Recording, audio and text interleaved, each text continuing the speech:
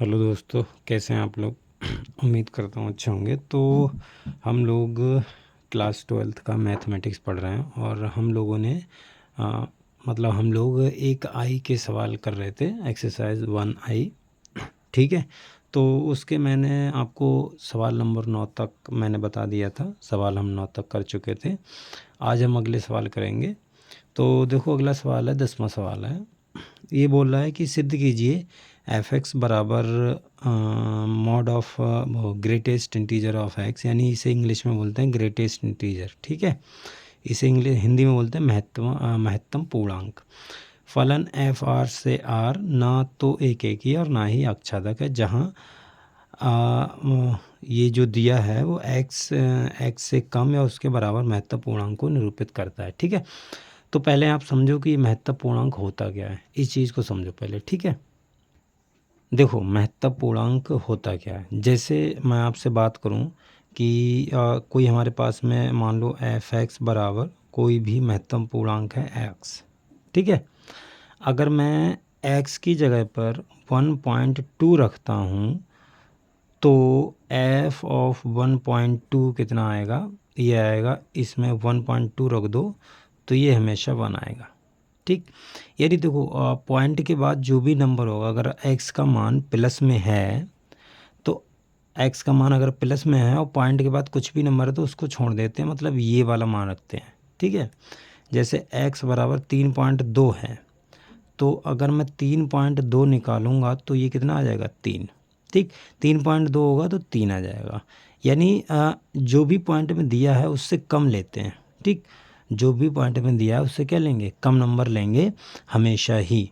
ठीक है, जैसे मैं मान लो 3.9 रख दूँ, 3.9, तो अगर 3.9 का निकालूंगा तो ये 3 के बराबर ही आएगा। ठीक है, यानी इसकी परिभाषा यही कहती है कि जो इसका मान x से कम होगा, अब मतलब x से कम होगा लेकिन पूर्णांक होगा। ठीक है, तो 3.9 से पहले का पूर्णांक कौन सा है, अगर ये नंबर लाइन देखोगे, मान लो ये 3 है, ये 2 है, ये 1 होगा, और ये मान लो 3.9 यहाँ पर होगा, ये 4 होगा। ठीक है, तो कह रहे हैं 3.9 से कम पूर्णांक, 3.9 से, यानी जो भी नंबर दिया है प्लस में, ध्यान रखना यहाँ पर प्लस की बात कर रहा हूँ मैं, प्लस में जो भी नंबर दिया है उस जो भी एक्स का मान दिया है उससे हमेशा क्या आएगा, कम वाला पूर्णांक आएगा। तो 3.9 से कम वाला पूर्णांक कौन सा होगा, 3। ठीक, तो यहाँ पर 3 आ जाएगा। जैसे मैं मान लो कि 4.5 का निकालूँ तो ये कितना आएगा, 4। 4.6 का निकालूँ तो कितना आएगा, 4। और 4.8 का निकालूंगा तो कितना आएगा, 4, तब भी 4 ही आएगा। ठीक है, तो ये हमेशा पूर्णांक वाला हमेशा ऐसे लेता है जब प्लस में नंबर हो। ठीक, तो उससे हमेशा कम वाला पूर्णांक आता है, एक्स का मान हमेशा कम वाला पूर्णांक आता है, जो भी एक्स का मान, जैसे यहाँ पर एक्स का मान 3.9 है तो इससे कम पूर्णांक। ठीक है, और जैसे मैं कोई सा भी आप नंबर उठा लो, जैसे मैंने मान लो एक्स की वैल्यू 12.6 रख दी, तो अगर मैं 12.6 का महत्तम पूर्णांक लूँगा तो हमेशा कितना आएगा, 12 आएगा। क्लियर, अगर मैं x की वैल्यू 13.1 रख दूँ तो इसका महत्तम पूर्णांक लूँगा 13.1 का तो कितना आएगा, 13 आएगा। ठीक है, तो इस प्रकार से ये फंक्शन जो है तुम्हारा, ये फलन काम करता है महत्तम पूर्णांक वाला।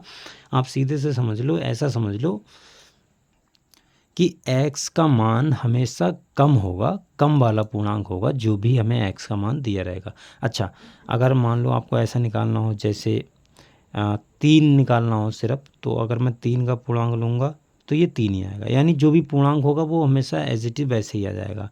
अगर मैं x की वैल्यू 4 ले लेता हूँ तो 4 का महत्तम पूर्णांक निकालूंगा तो 4 ही आएगा।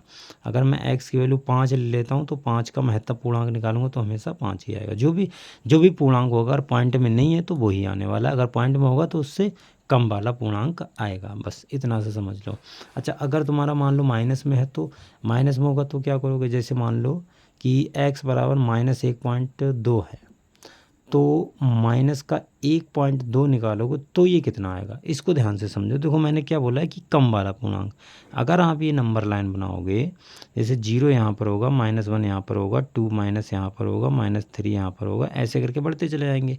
ये 1 होगा, ये 2 होगा, ये 3 होगा, ऐसे करके इधर बढ़ते चले जाएंगे। ठीक है, अच्छा, अगर मैं -1.2 की बात करूँ तो -1.2 कहाँ पर होगा, यहाँ कहीं पर होगा, यहाँ कहीं पर होगा, ठीक है ना।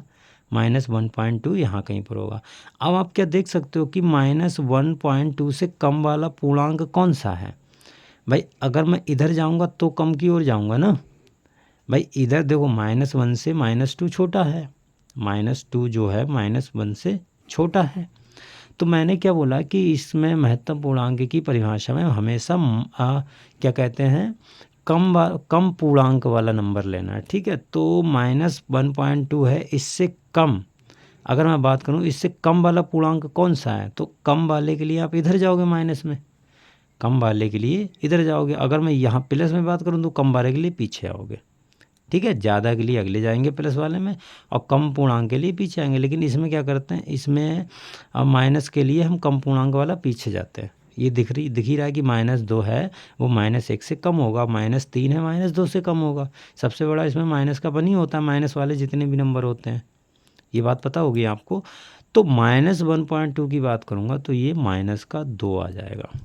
इस चीज़ को ध्यान से समझना है, कितना आ जाएगा, -2 कम वाला पूर्णांक, यानी कम वाला पूर्णांक कौन सा है, 2, ठीक है। कम वाला भाई आपको पता है ना कि -1.2 -2 से क्या है, बड़ा। तो हमें कम वाला लेना है, कौन सा लेना है, कम वाला। अगर मैं मान लो x की वैल्यू -3.2 लेता हूँ, तो अगर मैं -3.2 निकालूंगा तो -3.2 ये यहाँ पर -4 होगा, तो 3 पॉइंट यहाँ 2 कहीं यहाँ पर आएगा। तो इससे कम वाला पूर्णांक कौन सा है, -4, तो ये -4 आ जाएगा। क्लियर। अगर मैं x की वैल्यू मान लो 2.5 ले लेता हूँ माइनस की, तो माइनस की अगर मैं निकालूंगा तो -2.5 ये कितने आ जाएगी, -3, यानी कम वाला पूर्णांक यहाँ कहीं पर होगा आधे में। तो इससे कम वाला पूर्णांक ये हो गया तुम्हारा। क्लियर है, मेरे ख्याल से ही समझ में आ गया होगा। इस प्रकार से हम माइनस वाले में लेते हैं। तो ये तो हो गया महत्तम पूर्णांक की बात की, महत्तम पूर्णांक होता क्या है और वो कैसे निकालना है, ठीक है। इसी पे हमारा बेस एक सवाल है, 10वां सवाल जो हमने भी देखा था।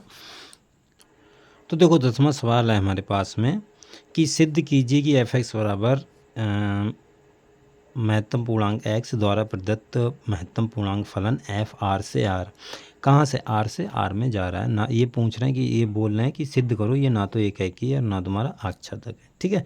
चलो हम इसको समझते हैं कैसे करके इसको हल करेंगे, ठीक है। हाँ, ये आप एक बात यहाँ पर मैं बता दूँ, अगर आपने पहले की वीडियोस वगैरह नहीं देखी हैं तो उनको पहले देख लीजिए, क्योंकि अगर आप डायरेक्ट ये वीडियो देख रहे हैं तो ये फिर आपको उतनी समझ में नहीं आएगी। हालांकि मैं कोशिश करूँगा कि अगर आपने पहले का थोड़ा बहुत भी पढ़ा हुआ है तो बिल्कुल भी समझ में आएगा। लेकिन हाँ, अगर आपने नहीं पढ़ा बिल्कुल भी तो आप पहले की वीडियो देख लीजिए, आपको एक एक बात क्लियर हो जाएगी, ठीक है। तो देखो ये सवाल है, इसका हल ये है कि जैसे हमें दिया है f(x) बराबर महत्तम पूर्णांक x द्वारा प्रदत्त महत्तम पूर्णांक फलन f r से r में जा रहा है। अब देखो अगर हम 1 की बात करें, सबसे पहले 1 की बात करें तो हमें क्या सिद्ध करना रहता है। ये मैं इधर कोने में लिख देता हूँ, ये आपको वैसे नहीं लिखना है, हल में जैसा मैंने लिख दिया वैसे करके लिखना है। अगर हम 1 की बात करें तो 1 के लिए हमें क्या सिद्ध करना रहता है कि अगर f(x1) बराबर f(x2) है तो हमें सिद्ध करना रहता है कि x1 बराबर x2 होगा। तब ये कैसा होगा, 1 तुम्हारा हो जाता है।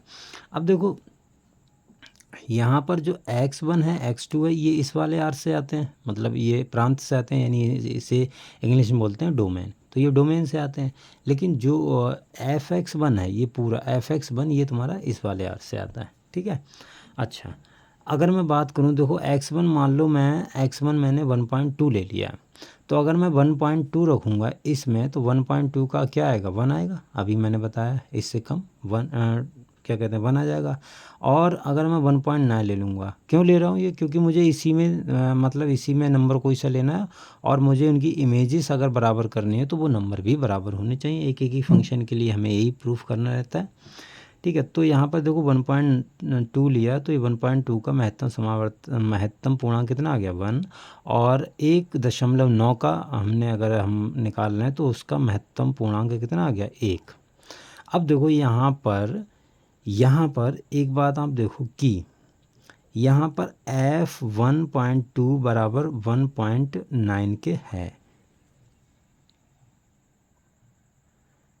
1.9 के है, ठीक है। तो यहाँ पर देखो 1.2 1.9 के यहाँ पर f(1.2) f(1.9) के बराबर है। तो ये तो बात सही होगी कि भाई ये इमेजेस बराबर हो गई। लेकिन क्या ये दोनों जो हमने लिए हैं अवयव, यानी जो पॉइंट्स लिए हैं, क्या वो बराबर हैं? 1.2 1.9 के बराबर है? नहीं, 1.2 1.9 के बराबर नहीं है, लेकिन उनकी इमेजेस यानी प्रतिबिंब उसके कैसे आ रहे हैं? बराबर आ रहे हैं। और वो तुम्हारे कैसे हैं? तुम्हारे वो मतलब खुद बराबर नहीं है। तो ये कैसा हो जाता है? ये तुम्हारा एक फंक्शन, एक फलन नहीं रहता है, ठीक है।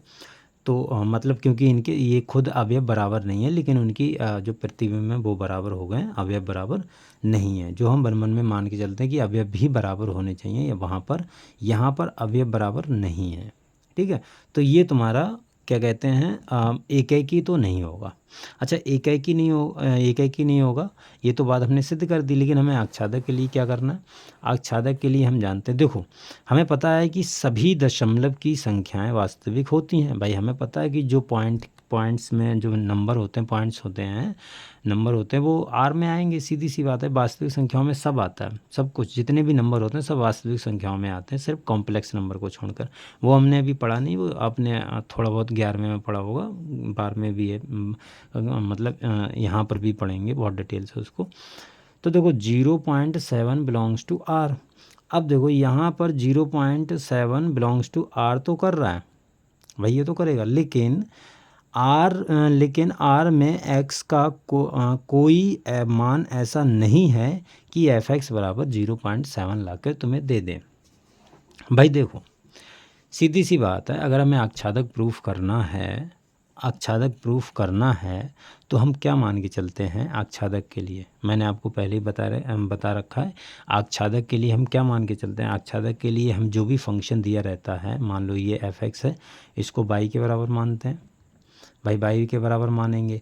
फिर यहाँ से हम जो भी फंक्शन होगा, जो भी फलन होगा, जो भी तुम्हारा होगा, वहाँ से मान लो ये तुम्हारा फंक्शन 3x-1 है, बराबर y मान लिया। अब इसको हम x में चेंज करेंगे, यानी ये उधर चला जाएगा, y+1 हो गया तुम्हारा, y/3 आ गया। तो अब ये मान इसमें रखेंगे, तो ये भी हल होके किसके बराबर आना चाहिए? y के बराबर आना चाहिए। तब तुम्हारा, यानी कहने का मतलब ये है कि जो y में जो क्या कहते हैं प्रांत में जितने अवयव हैं उनकी क्या कहते हैं सभी की, प्रांत में जितने भी अवयव हैं उनकी जो इमेज मिले, प्रतिबिंब मिले मतलब सह प्रांत में, तो सह प्रांत के सभी अवयव क्या कहते हैं सभी अवयव के साथ मिलनी चाहिए, यानी सह प्रांत में कोई सा भी अवयव छूटना नहीं चाहिए। लेकिन यहाँ पर हम क्या देख रहे हैं कि हमने एक ही अवयव उठाया है 0.7 जो आर में है, लेकिन क्या आप बता सकते हो? देखो 0.7 अगर मैं इसमें रख दूंगा, एफ एक्स बराबर तुम्हारे पास क्या है? एफ एक्स बराबर तुम्हारे पास में ये वाला फंक्शन है, ये वाला। तो अब 0.7 इसमें रखो, तो 0.7 इसमें रखोगे तो क्या आएगा? 0 आएगा भाई। 0.7 रखो तो 0 आएगा।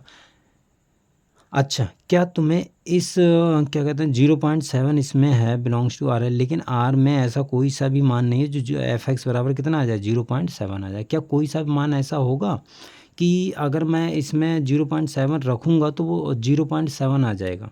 मतलब पॉइंट में कोई सा भी नंबर आएगा, मतलब इस वाले आर में कोई सा भी पॉइंट में नंबर आएगा? क्यों नहीं आएगा? क्योंकि इसके कारण नहीं आएगा, महत्तम पूर्णांक के कारण। क्योंकि ये जितने भी पॉइंट के नंबर हैं सभी को किस में चेंज कर देगा? दशमलव के जितने भी नंबर हैं उन सभी को ये पूर्णांक में चेंज कर देगा, यानी इंटीजर में चेंज कर देगा, ठीक है। दशमलव में कोई सा भी नंबर नहीं होगा, तो कभी भी ऐसी कंडीशन नहीं आएगी, कभी भी। अब क्यों नहीं? क्योंकि ये वाला जो 0.7 है ये तो आर में होगा ही होगा। अब ये सह प्रांत है, इसमें तो ये नंबर आएगा ही। लेकिन एफ एक्स मतलब एक्स में हम इसमें से कुछ भी उठाएंगे, क्या कहते हैं इस वाले आर में से हम कुछ भी उठाएंगे तो हमें एफ एक्स बराबर 0.7 कभी भी नहीं मिलने वाला है, कभी भी नहीं मिलेगा। क्योंकि महत्तम पूर्णांक क्या करेगा? जितने भी पॉइंट के नंबर उठाएंगे उन सभी को पूर्णांक में चेंज कर देगा। लेकिन ये नंबर आर में है और ये हमें कभी मिलने वाला है नहीं, तो ये तुम्हारा आच्छादक नहीं होगा, क्योंकि हमें वो नंबर हमारा छूट जाएगा, 0.7 जो है वो छूट जाएगा। ऐसे बहुत सारे नंबर होंगे जो छूट जाएंगे, तो वो नंबर तुमको कभी नहीं मिलेंगे, ठीक है। तो इसलिए ये आच्छादक भी नहीं है, ठीक है। तो ये सवाल नंबर 9 था। और अगला वाला सवाल है, ये क्या कहते हैं उसका है मापांक का। तो वो आप ट्राई करना, उसको हल करने की कोशिश करना। उम्मीद करते हैं वो आपसे हो जाएगा। सिंपल सवाल है, आप थोड़ी सी कोशिश करना, हो जाएगा आराम से। ठीक है, चलिए फिर आज के लिए इतना ही रखते हैं, मिलते हैं कल की वीडियो में। तब तक के लिए बाय।